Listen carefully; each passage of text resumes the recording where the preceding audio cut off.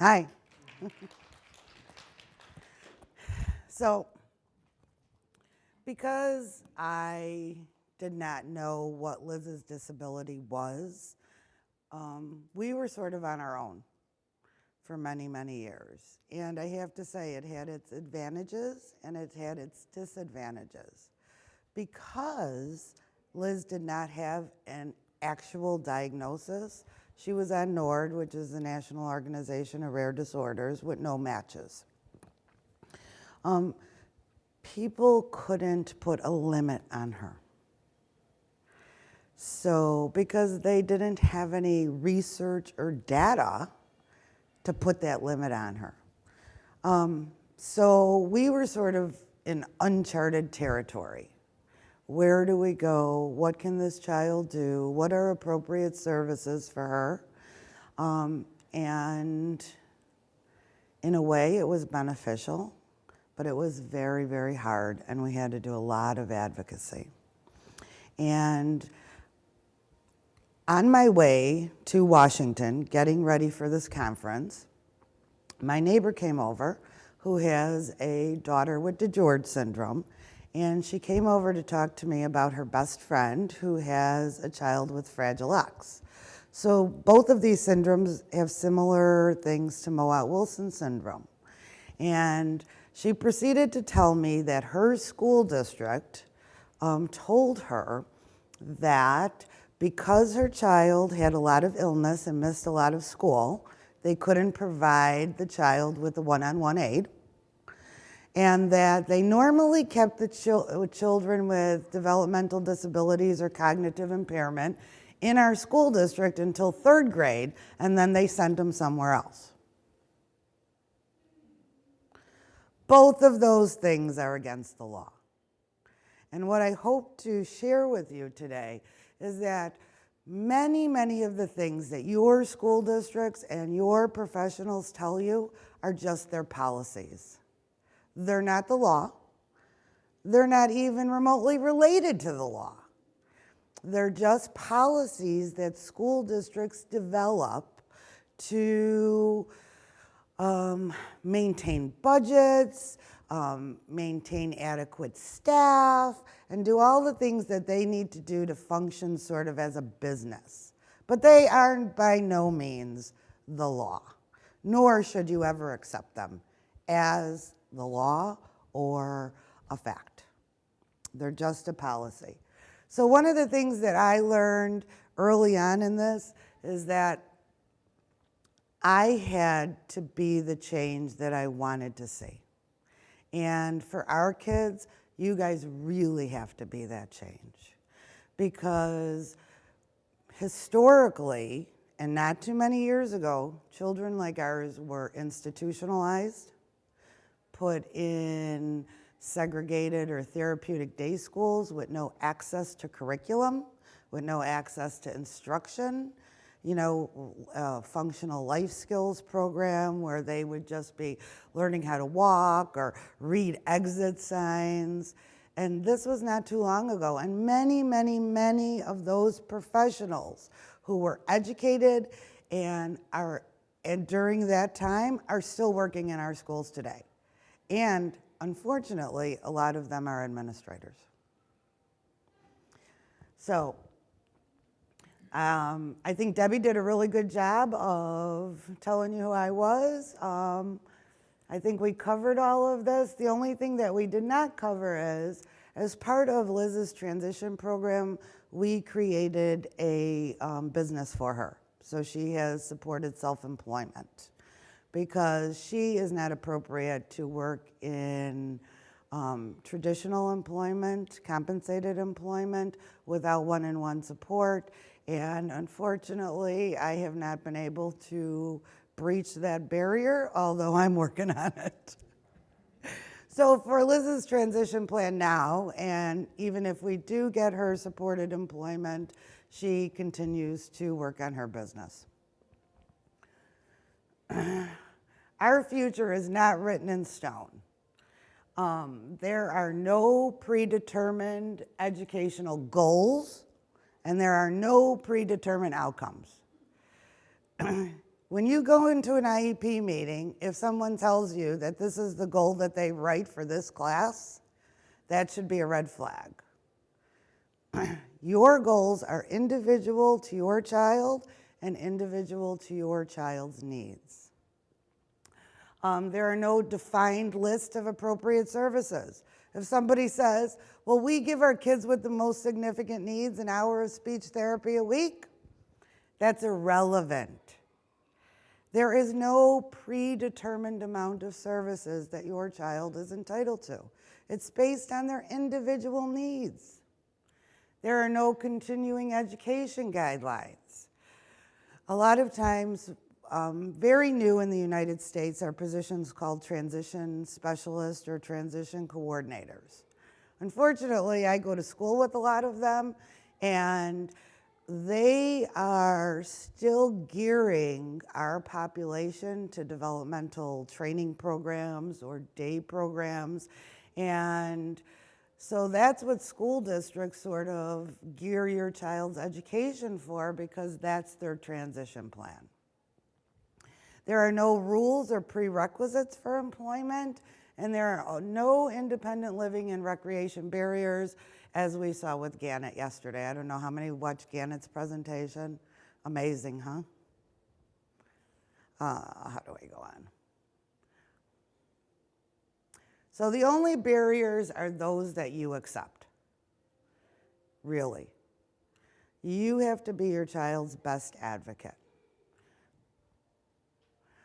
So our goals for today, because I'm a teacher, we always have goals for a lesson, is to make you the best advocate you can be for your child and feel good while you are doing it, which is so important. My protocol for an IEP meeting when my daughter was little, like 3, 4, 5, 6, I used to take 2 extra strength Tylenol before I went to the meeting, go to the meeting, try and hold my composure together, fighting 14 different professionals without any support. I leave the meeting, get in my car, drive a block, pull over, and throw up. And it happened every time I had a meeting, because I was so anxious and so nervous and so upset about what was happening at these meetings and how my voice was not heard and how my daughter was not represented at all. Learn to trust your instincts about your child and value your expertise. You are the expert on your child, no one else. And no one else in this community, in the Mowat-Wilson syndrome community, is the expert on your child. You are. Your child's strengths, your child's needs, you are the expert on that. You know what they need to be successful. You do. Plan an individualized education program that leads to a unique person-centered transition plan and post-secondary outcomes, and find resources and supports that meet you and your child's individual and unique needs. So how do we do this? I would like everybody to take a piece of paper, and I would like you to write down 1, 2, or 3 things that are your goals for your child's education. When they leave school, what are your goals? What do you want them to be able to do? So think if you had a typically developing child. I wanted my child to go to college. When they were done with high school, I didn't care what they did, I just wanted them to go to college. So what do you want your children to do when they leave school?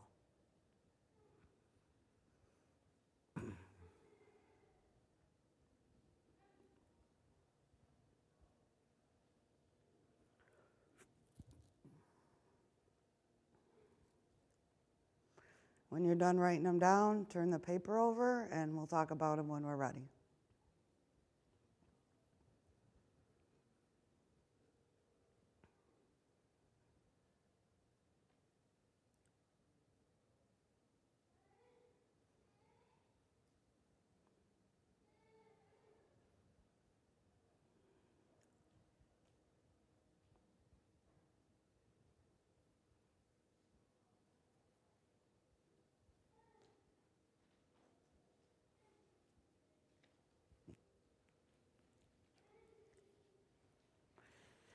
All right, everybody ready?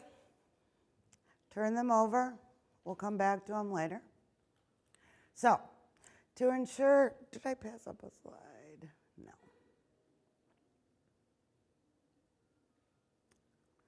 So hopefully you and IDEA have the same goals. IDEA is individual law, the Individual Education Act, that protects the rights of your children in special education. And what IDEA's outcomes are, or what the goal of IDEA is, to emphasize special education and related services designed to meet their unique needs and prepare them for further education, employment, and independent living. This is right from the law. That's what special education is supposed to do for your child. So turn your paper over, and hopefully your goals included some type of continuing education or skills training, independent living, recreation. And if not, this is a place where you need to start. Because in order to work effectively to advocate for your child, you have to have some goals. And just like every other goal in life, sometimes we meet them and sometimes we don't need them, but you have to have goals.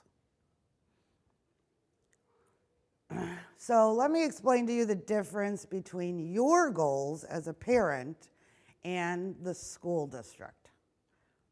As a parent, you are preparing your child for life well after school ends.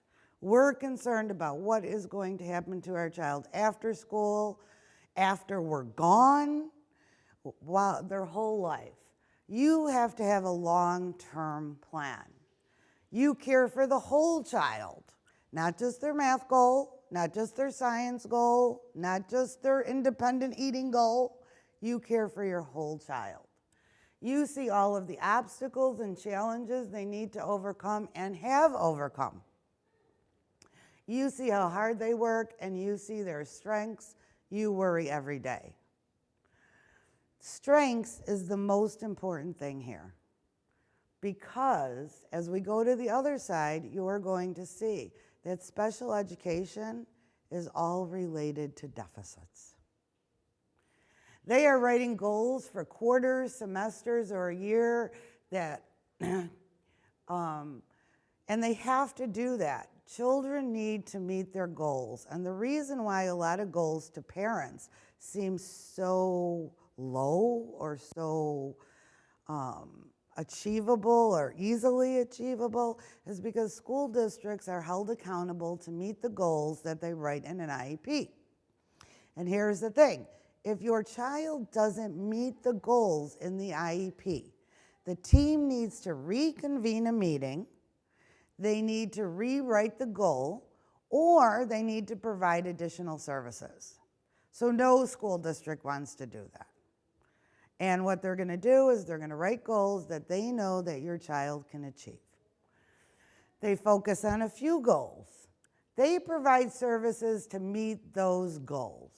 Our children have needs across every domain, but the services that a school district is going to provide is based on the goals that they write in an IEP. They identify deficits, they have low expectations, and expect minimal growth from our children.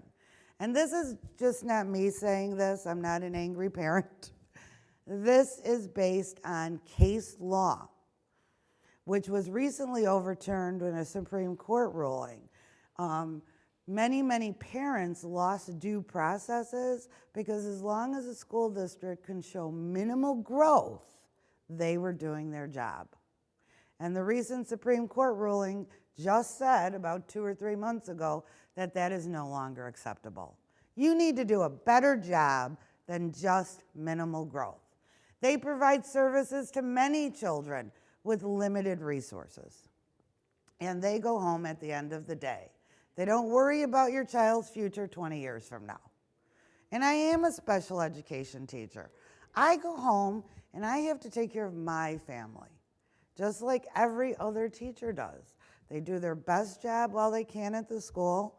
within the confines of their school district and their administrators, but they go home at the end of the day.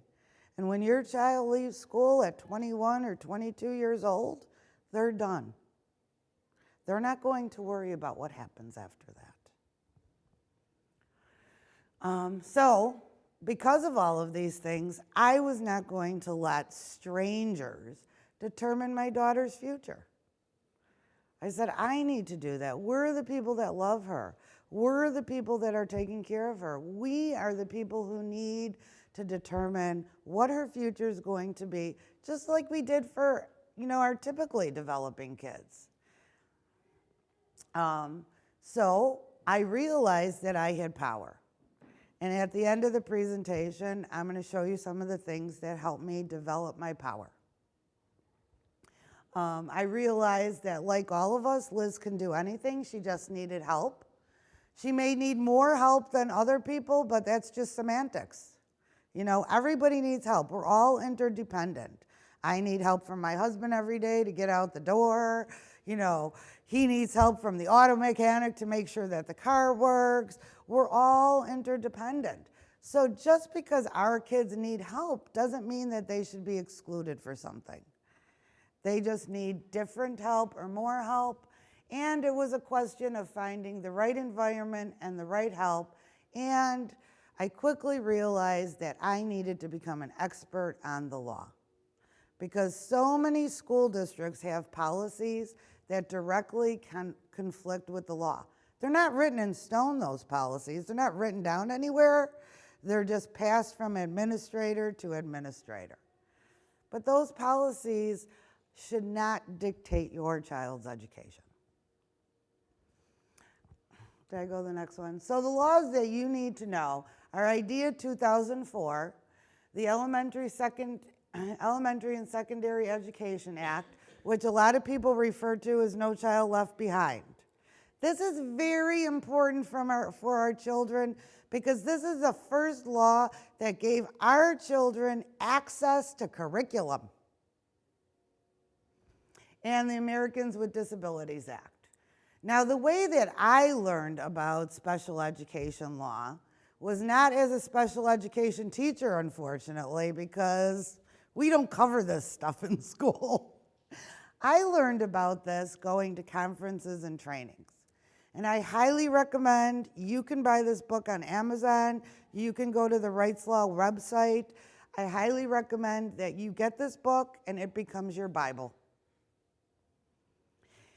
What Peter Wright does and his wife is they break down every section of the special education law, and they give you commentary about what it means and how it applies to you in everyday language. Peter Wright also goes across the country and he provides trainings in every state. I've gone to a couple of those trainings. If you have the opportunity to go to them, I would encourage you to do that. I will say that when I went to the trainings, a lot of it focused on children with learning disabilities, since that's the predominant population of students who receive special education services. There were sections in there that apply in the training that applied to us, but this and the book before this, before IDEA was reauthorized, was my Bible. When somebody would tell me something, do you have somebody to go ask? You run home and say, you have your lawyer, is this correct? We don't have that. So I would go home and refer to my book. And what does your child need to know to prepare for the future? Did you know that you can get training and counseling under IDEA? How many people knew that? You can have a professional come to your house or come to your school and train you on how to use your child's assistive technology, how to work with your child, how to do all of those things. It's part of IDEA. Yes, you can. So these are the related services that are covered under IDEA, but it is not limited to this. And this is directly from the law. And it says it is not limited to this. And there's no limits on the amount of services. And I had somewhere in here, where's the little, I think it's on top. Yeah, okay. Someone in here says rehabilitation, counseling, orientation and mobility, school health services, school nurse services, social work, parent counseling, training and transportation. It also talks in here about, therapeutic recreation. That's part of the law. A spoon is a spoon and a touchscreen assistive technology. Is it? How many people? Huh? Yes, it is. I got the answer. Sorry. Yes, it is. And the important part of this is assistive technology is covered under IDEA. And it's just not the piece of equipment. It is the training that you and your child need to use the assistive technology, and it is not only meant for the school.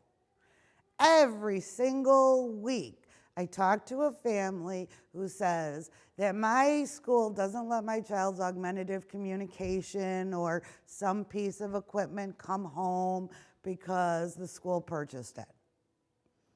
That is against the law. Now, if they want to buy two and have one at the school and send one home with you, that's perfectly fine. If your child uses Boardmaker or symbols to communicate, you can ask your school district for a copy of Boardmaker. If your child needs Clicker to read a book, you can have your school district purchase Clicker and send it to your home. If your child uses a touchscreen computer, you can have one in school and at your home. But you need to know to ask for these things. So I always said, for our kids, and I pretty much think this for every child, that transition starts at birth. Every single parent that I know of, when they're having a baby or when they're pregnant, has dreams that they think, well, I'm going to do this for this child, and I would like my child to do this. And everybody has those dreams. And for our kids, it's very important that you start working on those dreams as soon as possible, because we have a lot of work to do. So in school districts, they start working on transition at 16. Some states start earlier, like in Illinois, we start at 14 and a half. Okay, and pretty much up until that point, a lot of your children's goals are going to be related to whatever academics they feel is appropriate. They're not going to be focusing on a lot of independent living skills. They're going to, and at 16, they're going to start doing those things. And it's all going to be related to where your child is functioning now, their present level of performance. So if we're not working on developing those skills as early as we possibly can, their transition goals are going to be affected by that. So everyone's future is unique and different. My goals and mission for Liz are unique to her and our family. Your child's goals and future should be unique to your child and your family. Every single person in this hotel, in this conference, has different values and goals. You have different strengths, you have different weaknesses, you have different supports. And those are the things that should impact your child's transition plan and their future. Not the predetermined services at the school. Not the developmental training center in your town. That is not what your child's education should be based upon. It should be based upon their unique needs and their strengths and your family's needs and strengths.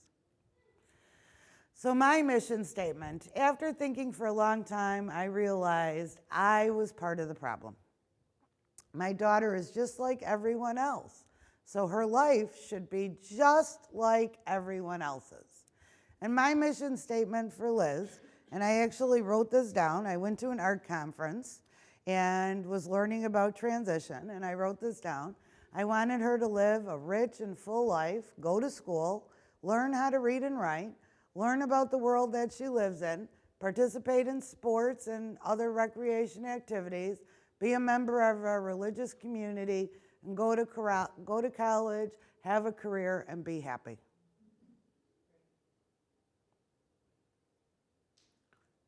Pretty much, that's the exact same thing I wanted for all my children. Just because Liz had a disability didn't mean that I didn't want that for her. I just realized it was going to look different. So the second step was to working toward your goals. And oh my God, there's a lot of work here, right? And there is a long list of things to do. So probably after I vomited after a couple IEP meetings, I kind of decided that the way I needed to attack this needed to be very strategic. Our kids are entitled to education until the day before their 22nd birthday, okay? So I knew that those services had a limited shelf life. So I decided that with that shelf life, I needed to focus on a couple things that they were supposed to cover, that I could easily advocate for those things in a school, or I thought I could, and I was going to break up the tasks.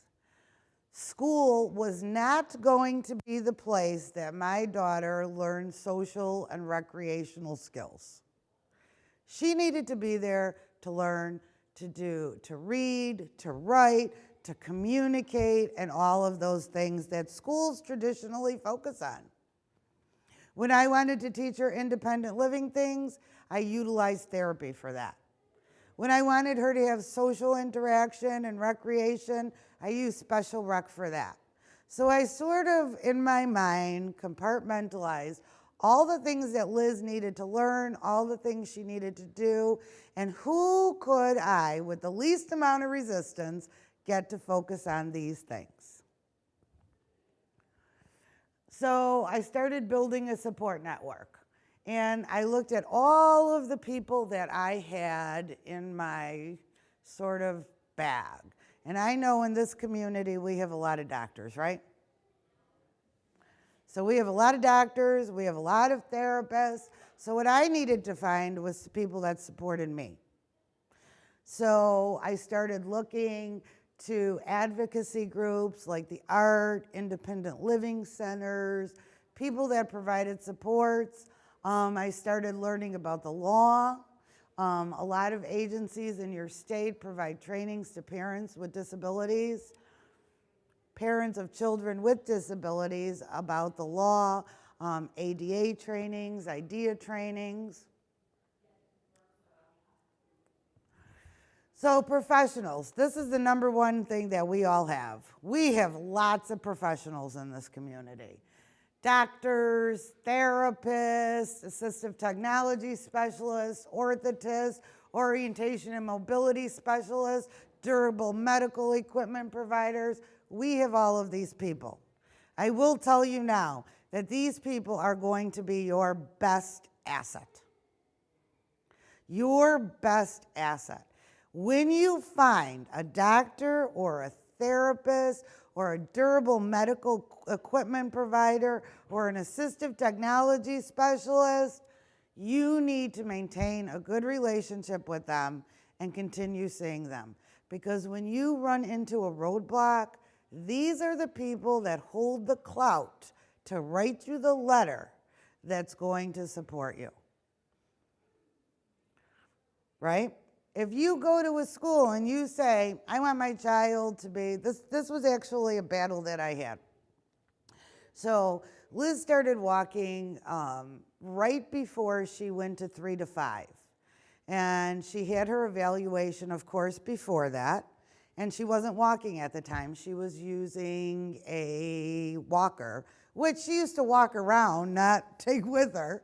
But So I sent her to the 3 to 5 program, and I wrote a note to the physical therapist that Liz is walking. Please do not keep her in her wheelchair. She needs to get as much practice as she can, right?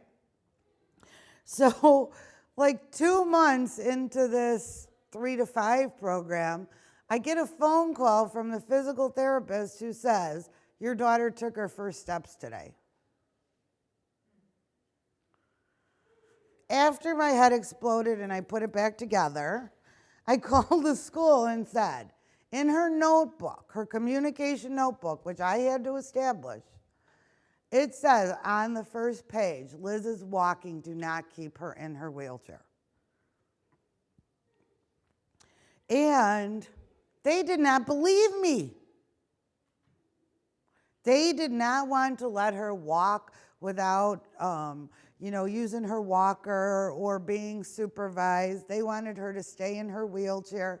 So I had to go back to my physical therapist who had been working with Liz since she was about 8 months old. And she had to write a letter of recommendation to the school that Liz should not be in a wheelchair. She doesn't need to use her walker anymore. She needs standby assist for walking for safety. So they didn't believe me, but it was lucky that I had a physical therapist that I maintained a relationship with who trusted me, I trusted her, and she wrote me the letter. And this happened more than 100 times over the course of Liz's education. Like when I transferred Liz to a different school, they did not believe that she could use augmentative communication. So I had to bring her speech therapist to the school to train the staff. Of course, I made my school district pay for that training because you are entitled to that. If your school district does not know how to provide services to your child, you can find an expert, write them a nice letter, and say, since you don't have any qualified professionals to provide these services, here is a person that you can bring in to train your staff. And by the way, you can go to the training too. The next set of supports that I had for Liz, of course, was the school. And these are all of the people that work in the school. And I highly recommend, if you have a child with Mowat Wilson, that you get to know your director of special education on a personal basis. And if possible, meet the superintendent. So when Liz was in school, I knew that education was their main goal. I didn't want them working on, social interaction and all these other things. I wanted them to work on academics. And I know for a lot of families, we think that academics is not important to our children. But I will tell you that literacy skills, reading, and all of those things support communication. And it was very, very important to me that Liz could communicate for her safety. Because I knew that someday I would not be here, and she needed to be able to tell somebody that she was being abused. So that was my focus on all of that. How do you teach a child language? You teach them through reading. How do you teach them to communicate? You teach them through reading. All of these skills we develop through reading. Our vocabulary expands when we read. So that was my goal there. And I had all of these other programs and services that I could rely on to get Liz out of the house every day, be with other kids, have different experiences in the community, see different things that I didn't have to burden her education with. That was not important to me. So I know that the ADA provides, even if you live in a rural community, the ADA provides access to programs that get federal funding. So if you live in a community that doesn't have a special recreation program, your child can go to a regular recreation program and they need to provide them supports to participate in the program. So they can provide your child with an aid, they can provide your child with modified equipment. Like Liz used to do bowling, so they got her a bowling ramp, she had an aid to go bowling. So all of those things are covered in the ADA. And then I had other supports. So we had our church social groups, religious education program, best buddies, volunteer opportunities in your community. Liz always went on, like walkathons for Easter seals and those types of things so she can get out in the community, socialize with other people. So I used all of these avenues to support her practicing communication and recreation. And then these are the support agencies.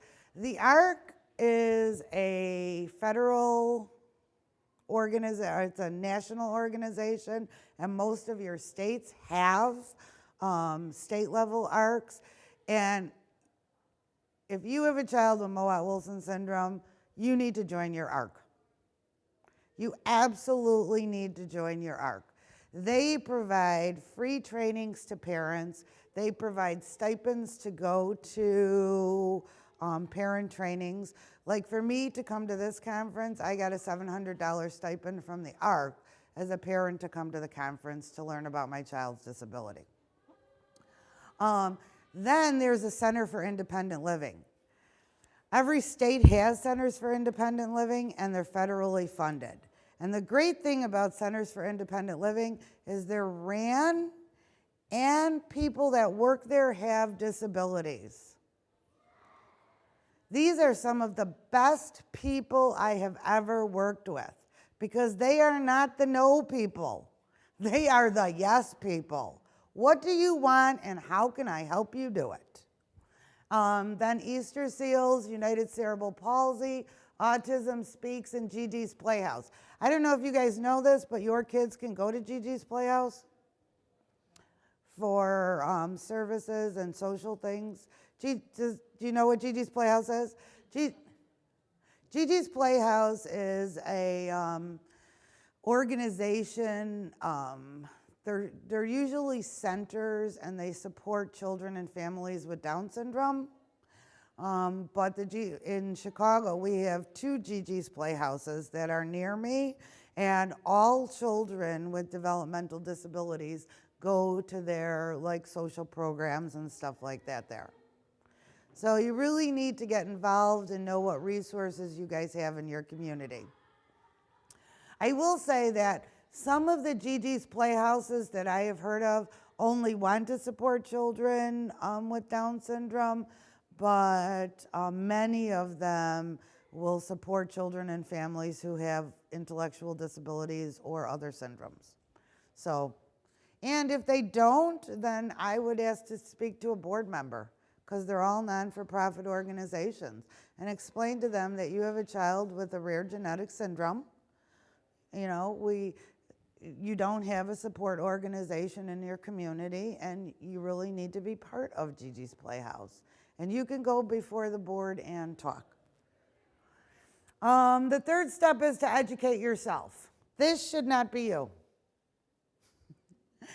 Don't get overwhelmed. Focus on one thing at a time. Conferences offer trainings on a variety of topics, and your goals are, believe me, will present themselves. What you need to tackle now, what you need to tackle in the future. Parents can attend, and most conferences, parents can attend free or at a reduced rate. And one of the conferences that I offer at the end of this is Closing the Gap. Closing the Gap is a worldwide conference for assistive technology in education. And now I've been in college for the better part of 15 years, right? I learned more at Closing the Gap than I did in my whole bachelor's program. And it's amazing. They offer pre-conference trainings. They offer like hourly trainings like this. And these are all experts from around the world who work with children who require assistive technology, augmentative communication, children that require assistive technology to access content and curriculum and reading. They are all at this conference. It's amazing. Closing the Gap. Yeah, there it is. So these are the recommended resources that I have for you. You absolutely need to get a rights law book. You need to call the Department of Justice or go on the ADA website and get quick reference guides on the ADA and read through them. Conferences that I would recommend, especially for families with Mowat-Wilson syndrome, are Closing the Gap. The assistive technology industry also has a conference, and if you want to give a good reason to take your family to Disney World at Christmas, you can go to this because it's always in Orlando. There's rights law conferences. You can go on the rights law website and sign up, and they'll send you notices of when conferences are coming in your area. And I also recommend that you go on the rights law website and join, because every time something new in special education comes out, he sends out emails. You can add Google questions. You can even send Peter and Pamela Wright a specific email question about something that you've been told. And I will tell you, when my daughter was in our regular elementary school in our school district, she was going into second grade. And like many of our kids, she drooled, right? And so the teacher was not particularly fond of having Elizabeth as a student. So they decided that they were going to wear rubber gloves when they were working with Liz because they didn't want to get drool on their hands. And they said that that was within their right to do that. So after my head exploded for the 100th or 200th time, I said, I have to call a lawyer. I can't let my child be walking around to school and every time somebody goes to touch her, they put on gloves. What is that going to do to her self-esteem? What is that going to do to how other children perceive her? So I called Peter Wright. And he called me back, leaving a tornado. He was driving out of his state, and there was a hurricane or a tornado. He's in South Carolina or North Carolina, and he called me on the road. And Liz was in the front page of the Chicago paper because he said that this is a violation of her civil rights. So all of these people and all of these things that I'm suggesting as resources for you are accessible to you. These people have dedicated their lives to supporting families and children, and please do not ever feel like you cannot contact them.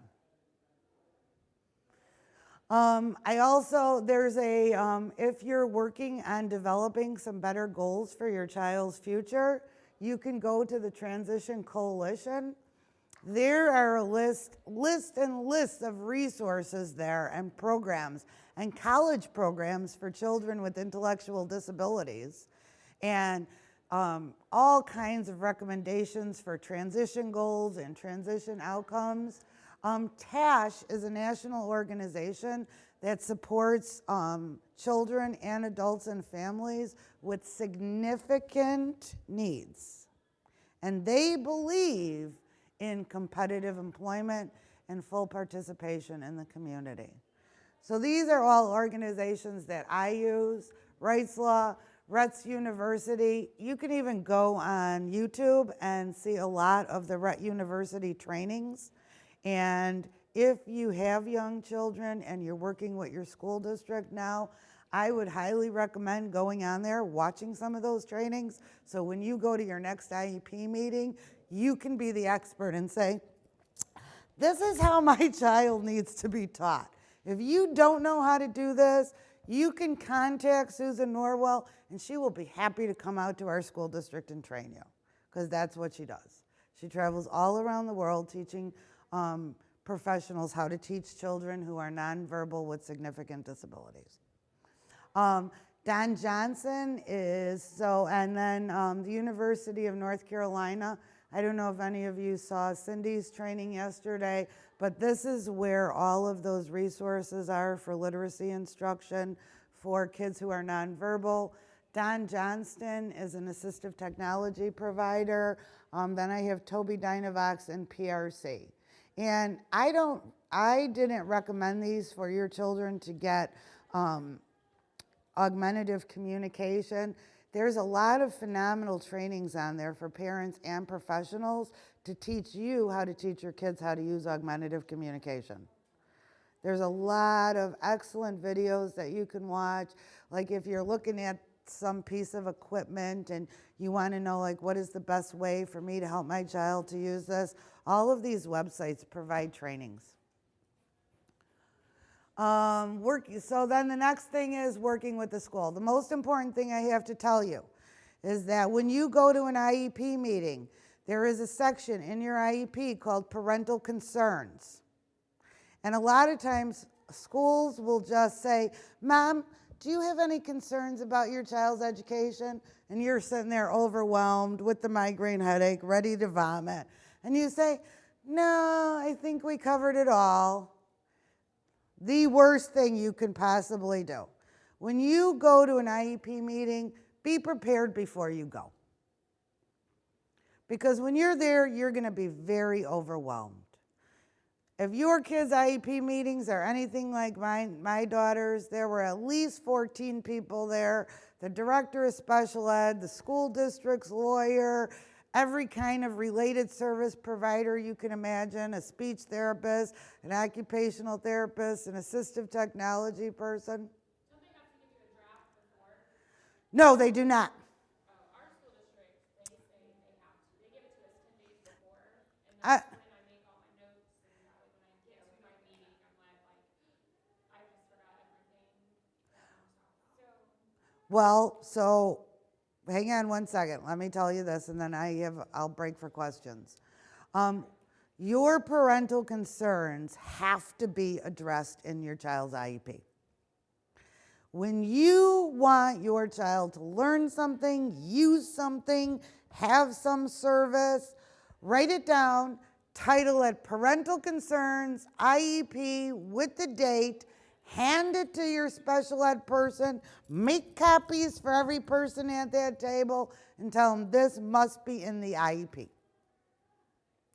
Because if they don't address your parental concerns, you can file a due process.